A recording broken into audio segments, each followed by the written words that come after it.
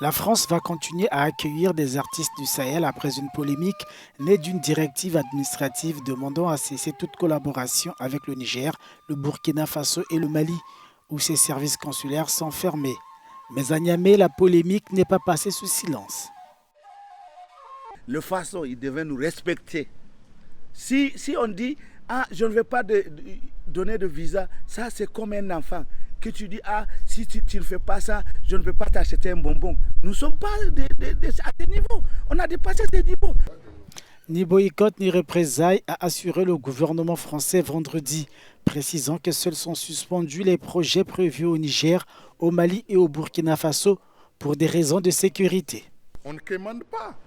Nous sommes des sociétés du monde, nous sommes des artistes du monde. Et le monde est obligé de composer avec nous. On ne peut pas ôter nos cultures de la culture du monde. Le Niger, le Burkina, le Mali vivent des problèmes aujourd'hui. Et ce n'est pas des problèmes des moindres. Demander son indépendance, son autonomie, ce n'est pas trop demander. Que les gens nous comprennent. Mais le contexte politique actuel entre la France et les trois pays du Sahel n'est pas sans conséquence sur la coopération culturelle. L'impossibilité de délivrer de nouveaux visas pour des raisons de sécurité pourrait entraver divers événements culturels. Toute culture qui ne s'ouvre pas, qui se renferme sur elle, c'est une culture qui est appelée à mourir. Nous en Afrique, très bien, on vous remercie Dieu.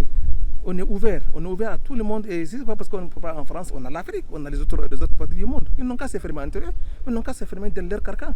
Ils vont voir s'ils vont évoluer. Ils n'ont qu'à mettre de l'eau dans leur verre.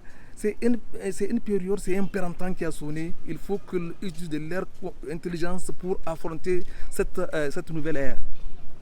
La France a interrompu le 29 juillet et le 6 août toutes ses actions d'aide au développement et d'appui budgétaire avec le Niger et le Burkina Faso. En novembre 2022, elle l'avait déjà fait pour le Mali.